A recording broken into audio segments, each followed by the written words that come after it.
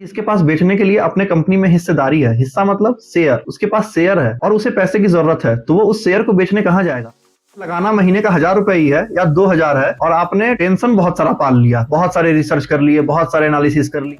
इससे अच्छा है कि आप वो 1000 रुपए म्यूचुअल फंड को दे दीजिए। उनके पास फंड मैनेजर होते हैं जो 10 साल, 15 साल, 20 साल से दिन रात यही काम कर रहे हैं, उनका जॉब ही यही है।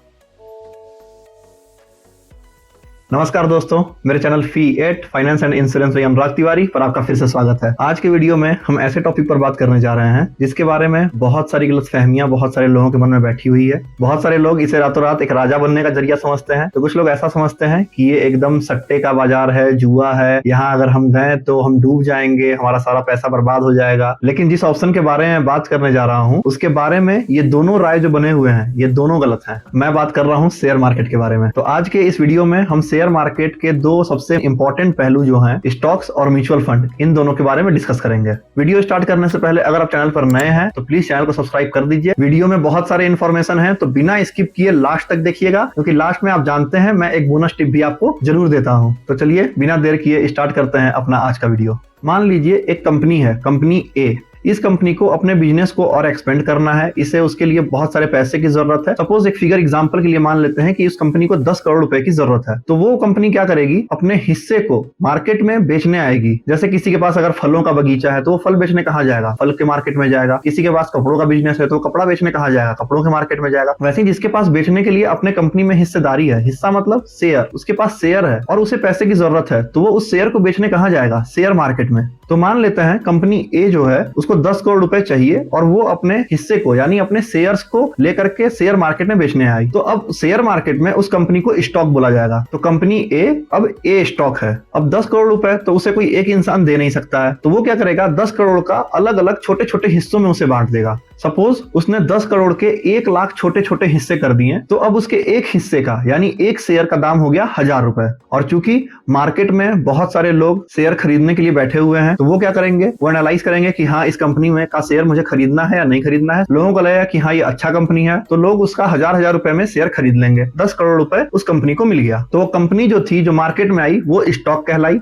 जो उसने हिस्से बेचे उसको शेयर कहा गया। और किसी एक स्पेसिफिक इंसान ने जितने भी शेयर खरीदे उस स्टॉक के, उसे उतने का स्टेक होल्डर बोला गया। अब जानते हैं कि शेयर मार्केट चलता कैसे है। सपोज उस कंपनी ने 10 करोड़ रुपए ले लिए, अब वो जाकर के अपने बिजनेस में उस पैसे को इन्वेस्ट किया और अपने बिजनेस को बढ़ाने लगा। कुछ सालों के बाद, 1 साल 2 साल के बाद उसका बिजनेस बहुत बड़ा हो गया, उस 10 करोड़ के ऊपर प्रॉफिट आने लगा। सपोज वो 10 करोड़ का इन्वेस्टमेंट जो कंपनी ने लगाया था अपने बिजनेस को बढ़ाने में, वो बढ़ के हो गया 20 करोड़। तो अब जितने लोगों ने 1000 रुपए का हिस्सेदारी लिया हुआ है, उन सबका हिस्सा 1000 रुपए से 2000 हो गया। ये एक तरीका है जिसकी वजह से शेयर का प्राइस बढ़ता है। अब आपने बोला कि जी मैंने तो 1 लाख रुपए लगाए थे, वो बढ़ के 2 लाख हो गए, तो मैं तो अब इस 1 लाख का शेयर को नहीं रखना चाहता हूँ, मेरा पैसा मुझे वापस कर दो। ऐसे केस में क्या होगा कि आप तो 100 शेयर बेचने के लिए तैयार बैठे हैं, तो आप क्या करोगे, आप शेयर मार्केट में उसे बेचने का ऑर्डर लगा दोगे। तो कोई ना कोई ऐसा जरूर होगा जो उसको खरीदना चाहता होगा, जिसे नहीं मिला होगा वो शेयर अभी तक। अब आप 100 शेयर बेचने गए और किसी और ने खरीदने का ऑर्डर लगा रखा है, तो जैसे ही आप बेचोगे, जिसने खरीदने का ऑर्डर लगा रखा है वो एग्जीक्यूट हो जाएगा उसका ऑर्डर। तो आपके 100 शेयर जो आपने 1000 रुपए में खरीदे थे, अब वो 100 शेयर आपने उसको बेच दिए। और चूंकि अभी शेयर का जो वैल्यूएशन है एक शेयर प्राइस का, वो 2000 हो गया है। आपने 1 लाख के शेयर खरीदे थे, जो आपने उसे 2 लाख रुपए में बेचे, तो आपको 2 लाख रुपए मिल गया, उसे 100 शेयर मिल गया। तो यहां से निकल के आता है हमारा दूसरा कारण जिसके चलते शेयर का दाम ऊपर नीचे होता है। सपोज किसी कंपनी का शेयर खरीदने के लिए 100 लोग इंतजार कर रहे हैं, लेकिन बेचने के लिए सिर्फ 10 लोग हैं। तो इस केस में क्या है, सप्लाई बहुत ही कम है लेकिन डिमांड बहुत ज्यादा है, तो शेयर का प्राइस बढ़ जाएगा। लेकिन इसका उल्टा भी हो सकता है, अगर किसी कंपनी के बेचने वाले 100 लोग हो जाएं और खरीदने के लिए सिर्फ 10 लोग रहें, उस केस में क्या है, सप्लाई बहुत ज्यादा बढ़ जाएगा लेकिन डिमांड चूंकि बहुत कम है तो प्राइस बहुत ज्यादा गिर जाएगा। तो मोटा मोटा यही कारण होता है शेयर मार्केट का या किसी एक स्पेसिफिक स्टॉक का ऊपर नीचे होने का। तो ये हमने अच्छे से समझ लिया कि स्टॉक मार्केट कैसे फंक्शन करता है, स्टॉक मार्केट या शेयर मार्केट, और उसके अंदर शेयर किसे बोलते हैं, स्टॉक किसे बोलते हैं, स्टेक होल्डर किसे बोलते हैं, और उसका प्राइस अप डाउन कैसे होता है। अब हम जानते हैं कि स्टॉक्स और म्यूचुअल फंड क्या है, दोनों में क्या डिफरेंस है और उनमें कैसे इन्वेस्ट करते हैं। तो अगर आपको डायरेक्टली अपना पैसा इन्वेस्ट करना है स्टॉक्स के अंदर, तो आप किसी एक स्पेसिफिक स्टॉक का या मल्टीपल स्टॉक्स के जितने चाहे उतने शेयर डायरेक्टली अगर आप खरीदते हैं अपने डीमैट अकाउंट में, तो उसको बोलते हैं कि आपने डायरेक्टली स्टॉक्स के अंदर इन्वेस्ट किया। लेकिन स्टॉक्स में इन्वेस्ट करने का एक और ऑप्शन होता है म्यूचुअल फंड के थ्रू। म्यूचुअल फंड क्या होता है, सपोज मुझे महीने के 1000 रुपए ही बचते हैं जो मैं शेयर मार्केट में इन्वेस्ट कर सकता हूं, लेकिन मुझे जिस कंपनी का शेयर पसंद है उसके एक शेयर का प्राइस है 2000 रुपए, तो मैं उसका शेयर नहीं खरीद सकता हूं, क्योंकि मैं डायरेक्टली पॉइंट्स में शेयर नहीं खरीद सकता हूं, मुझे 1 या फिर 1 के मल्टीपल्स में ही शेयर खरीदने पड़ेंगे। उस केस में मैं क्या करूंगा, मैं वो 1000 रुपए लेके जाऊंगा एक फाइनेंशियल कंपनी के पास जो मुझसे 1000 रुपए लेगी और मेरे जैसे लाखों लोगों से 1000 रुपए लेकर के और उस स्टॉक में डायरेक्टली इन्वेस्टमेंट करेगी और मुझे पॉइंट्स में शेयर देगी। यानी कंपनी ए का एक हिस्सा उसने खरीदा और उसे भी अलग अलग हिस्सों में बांट दिया। तो ये जो फाइनेंशियल कंपनी है जो हमारे बिहाफ पे फ्रैक्शंस में भी किसी स्टॉक का शेयर खरीद सकती है, इसे बोलते हैं म्यूचुअल फंड। म्यूचुअल फंड सिर्फ एक ही कंपनी में नहीं, बहुत सारे कंपनीज में इन्वेस्ट करती है। मतलब एक म्यूचुअल फंड अगर आप लेते हैं तो उसके लिस्ट ऑफ कंपनीज होते हैं, 20, 25, 30, 50, 80, कितने भी कंपनीज हो सकते हैं। इसका मतलब अगर आपने 1000 रुपए दिया है म्यूचुअल फंड कंपनी को, तो 1000 रुपए आपके अलग अलग कंपनीज में कुछ कुछ रेशियो में इन्वेस्ट हो जाएगी। किस कंपनी में कितना रेशियो इन्वेस्ट होगा हर म्यूचुअल फंड डिक्लेयर कर रखा है, उसके पोर्टफोलियो में आप जाके देख सकते हैं कि किस किस कंपनीज में कितना कितना परसेंट ये इन्वेस्ट करती है।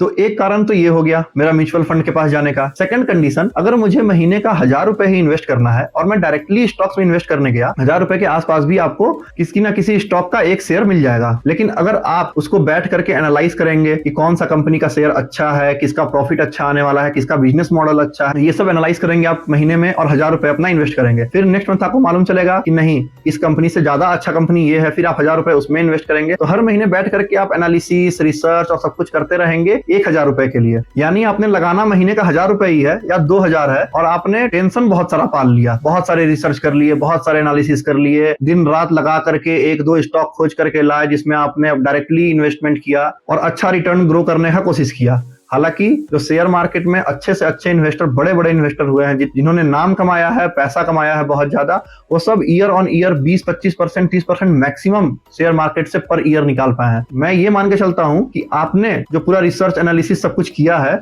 उससे आप 30% का ग्रोथ ले आए एक साल में। आपने 1000 रुपए महीना लगाया यानी 12,000 रुपए और दिन रात एक करके पूरे साल भर हर महीने में मेहनत करके और 12,000 के ऊपर आपने 30% और ले आया यानी 3600 रुपए। यानी इतना मेहनत करके आप साल में सिर्फ 3600 रुपए कमाएं। इससे अच्छा है कि आप वो 1000 रुपए म्यूचुअल फंड को दे दीजिए। उनके पास फंड मैनेजर होते हैं जो 10 साल, 15 साल, 20 साल से दिन रात यही काम कर रहे हैं। उनका जॉब ही यही है कि कौन सा शेयर अच्छा परफॉर्म कर रहा है, किसका बिजनेस मॉडल अच्छा है। ये दिन रात वही एनालिसिस करके और सर्च करके आपके बिहाफ पे वो शेयर खरीदेंगे। हाँ, 1000 रुपए में से हो सकता है वो कुछ फीस डिडक्ट करें, 1000 रुपए में से वो 2 रुपए, 5 रुपए काट करके आपका हो सकता है 995 रुपए, 995 रुपीज इन्वेस्ट करें, लेकिन वो वर्थ है क्योंकि आपको अपने दिमाग को बहुत ज्यादा नहीं थकाना है, टेंशन नहीं लेना है, दिन रात रिसर्च में लग करके 1000 रुपए इन्वेस्ट करने के लिए नहीं करना है, क्योंकि वो वर्थ इट नहीं है। तो आपने 1000 रुपए म्यूचुअल फंड को दे दिया कि ठीक है, तुम 4-5 रुपए अपने खर्चे उसमें से रख लो, अपना फीस रख लो, बाकी 995 रुपए मेरे ऐसी जगह पे इन्वेस्ट करो जो मुझे 20% भी अगर रिटर्न ला करके दे रहा है तो अच्छा है ना। आप जो टाइम बच रहा है रिसर्च और एनालिसिस में, आप उसको आप यूटिलाइज कर सकते हो किसी स्किल को सीखने में, नॉलेज बढ़ाने में, अपने करियर को बूस्ट करने में, अपने इनकम सोर्स को जनरेट करने में हो, ताकि आप जो 1000 रुपए सिर्फ इन्वेस्ट कर पा रहे हो उसे बढ़ा करके 10,000 कर पाओ, 50,000 कर पाओ, 1 लाख कर पाओ, तो आपको बेनिफिट मिलेगा। सिर्फ परसेंटेज बढ़ाने से नहीं होता है, कैपिटल बढ़ना चाहिए। अगर आप 12,000 इन्वेस्ट करके उसके ऊपर 3600 रुपए साल में कमा भी लिए, इससे अच्छा है कि ठीक है, अपना टाइम बचाएंगे, हम 12,000 के ऊपर 20% ही म्यूचुअल फंड से लेके आएंगे, 2400 कमाएंगे, लेकिन उस बीच में हम स्किल, नॉलेज अपना बढ़ा करके अपने इनकम को बढ़ा लेंगे, ताकि कल को हम 10,000 इन्वेस्ट करें, 1 लाख इन्वेस्ट करें। अगर हम 1 लाख मंथली इन्वेस्ट करने लगे तो 12 लाख के ऊपर अगर मेरे को 2,40,000 म्यूचुअल फंड हाउस ला के दे रहा है तो 2400 से 2,40,000 बहुत बड़ा अमाउंट है। परसेंटेज वही है, परसेंटेज में कोई फर्क नहीं पड़ा, मैं परसेंटेज को सेम एज्यूम कर रहा हूं, लेकिन आपका कैपिटल ग्रो हुआ। तो कैपिटल ग्रो करने के लिए सिर्फ परसेंटेज के पीछे आप नहीं भाग सकते हैं, उसके लिए फिर आपको जुआ ही खेलना पड़ेगा, जहां आप 100 रुपए लगा करके 1 लाख, 1 करोड़ कमाने का आप सपना देख सको बैठ करके, और वो करोड़ों में किसी एक को ही शायद मिल सकता है। तो इससे अच्छा है अपने नॉलेज और स्किल को बढ़ाइए, अपने इनकम को बढ़ाइए और ज्यादा कैपिटल डालिए, ताकि उस पर 20-25% भी मिल जाए तो आपका बहुत बड़ा कैपिटल ग्रोथ हो जाए, क्योंकि वहां पे कंपाउंडिंग ग्रोथ होता है। तो मैं मोटा मोटा ये बोलना चाहता हूं कि अगर आप कम पैसा इन्वेस्ट कर रहे हैं तो आप म्यूचुअल फंड में इन्वेस्ट करिए और बाकी टाइम अपने इनकम को बढ़ाने के लिए जो कुछ बन सकता है वो कीजिए। अब म्यूचुअल फंड्स में बहुत बड़ा कैटेगराइजेशन है, large cap, mid cap, small cap, multi cap, flexi cap. तो इतने बड़े कैटेगराइजेशन के बारे में मैं और भी डिटेल में सिर्फ म्यूचुअल फंड के ऊपर एक वीडियो बना करके डालूंगा सेपरेटली, जिसमें आपको म्यूचुअल फंड्स के बारे में बहुत सारी डिटेल्स जानकारी मिलेंगी। चलिए वापस आते हैं अपने टॉपिक पर कि शेयर मार्केट में हमें कितना पैसा इन्वेस्ट करना चाहिए, कौन सा पैसा हमें म्यूचुअल फंड में इन्वेस्ट करना चाहिए, कौन सा पैसा हमें स्टॉक्स में इन्वेस्ट करना चाहिए। तो आप शेयर मार्केट में वही पैसा लेकर के आए जिसका आपको मिनिमम अगले 5 साल तक यूज नहीं है। रिकमेंडेबल ये होता है कि 10 साल तक तो आप उस पैसे को छुए ही नहीं, तो ही आपका पैसा अच्छे से ग्रो होता है। ऐसा पैसा जो आप लॉन्ग टर्म गोल के लिए यूज कर रहे हैं, जैसे आपका अभी जॉब स्टार्ट हुआ है, 5-6 साल के बाद आपको शादी करनी है, उसके लिए पैसा जमा करना है, या कार खरीदना है 6-7 साल के बाद, उसके लिए पैसा जमा करना है, 10 साल के बाद प्रॉपर्टी खरीदनी है, घर खरीदना है, उसके लिए पैसा जमा करना है। तो इस तरह के लॉन्ग टर्म गोल के लिए आप म्यूचुअल फंड में इन्वेस्ट कीजिए। जो आपका मस्ट है कि वो गोल मेरे को अचीव करना ही करना है, तो वो पैसा म्यूचुअल फंड में होना चाहिए ताकि थोड़ा कम रिस्क पर हो और सही से किसी नॉलेजेबल पर्सन के हिसाब से वो पैसा इन्वेस्ट हो सके। और अगर आपको स्टॉक में इन्वेस्ट करना है तो आप ऐसे पैसे को लेकर आइए जो थोड़ा एक्स्ट्रा है आपके पास, जो थोड़ा खो भी जाए, उसके ऊपर लॉस भी हो जाए तो बहुत ज्यादा फर्क आपको उस पैसे का नहीं पड़ेगा। तो ऐसे पैसे को आप स्टॉक मार्केट में इन्वेस्ट करिए जिस पैसे से आप सीख सके एक इंडिविजुअल स्टॉक में या किसी डिफरेंट टाइप ऑफ स्टॉक्स के शेयर्स अगर खरीदने हैं तो कैसे चूज करते हैं। तो आप खुद से सीख करके इन्वेस्ट करिए, किसी के रिकमेंडेशन पे स्टॉक में कभी इन्वेस्ट मत करिएगा पूरे लाइफ में। तो आइए अब बात करते हैं अपने उस बोनस टिप के बारे में जिसके बारे में मैंने स्टार्टिंग में बात की थी। तो आज का मेरा बोनस टिप सिंपल एक प्रैक्टिस के बारे में है कि अगर आप म्यूचुअल फंड में इन्वेस्ट करते हैं, जो कि आप लमसम या एसआईपी कैसे भी कर सकते हैं। लमसम यानी इकट्ठा आपके पास पैसा आया कहीं से, आपके पास पैसा पड़ा है, आपने वो डाल दिया एक स्पेसिफिक म्यूचुअल फंड में। एसआईपी यानी आपने लगा रखा है कि मैं हर एक हफ्ते में खरीदूंगा या हर महीने खरीदूंगा, इस तरीके से। तो मैक्सिमम लोग जो है वो मंथली एसआईपी के थ्रू इन्वेस्ट करते हैं। तो मेन मेरा जो बोनस टिप है वो ये है कि अगर आप सैलरी में से हर महीने एसआईपी में पैसा जमा करते हैं तो सैलरी आते ही वो पैसा जमा कर दीजिए। आप इस चक्कर में मत पड़िए कि किस दिन शेयर मार्केट बहुत उठेगा, किस दिन बहुत गिरेगा, जिस दिन बहुत गिरेगा उस दिन मैं लगाऊंगा, क्योंकि वो आप पकड़ नहीं सकते हैं कभी भी कि कब शेयर मार्केट सबसे नीचे है, कब सबसे ऊपर है। और इस चक्कर में आप उस पैसे को अपने सेविंग अकाउंट में रखे रखे खर्च कर दीजिएगा। तो कहां आप उसको 1-2% या आधा % के चक्कर में अप एंड डाउन खोज रहे थे शेयर मार्केट का, और कहां आपने उस प्रिंसिपल को ही कहीं और उड़ा दिया। तो आज के इस वीडियो में मैंने फुल डिटेल में आपको सब कुछ बताया शेयर मार्केट और म्यूचुअल फंड और स्टॉक्स के बारे में। लेकिन फिर भी अगर आपको कोई क्वेरी है,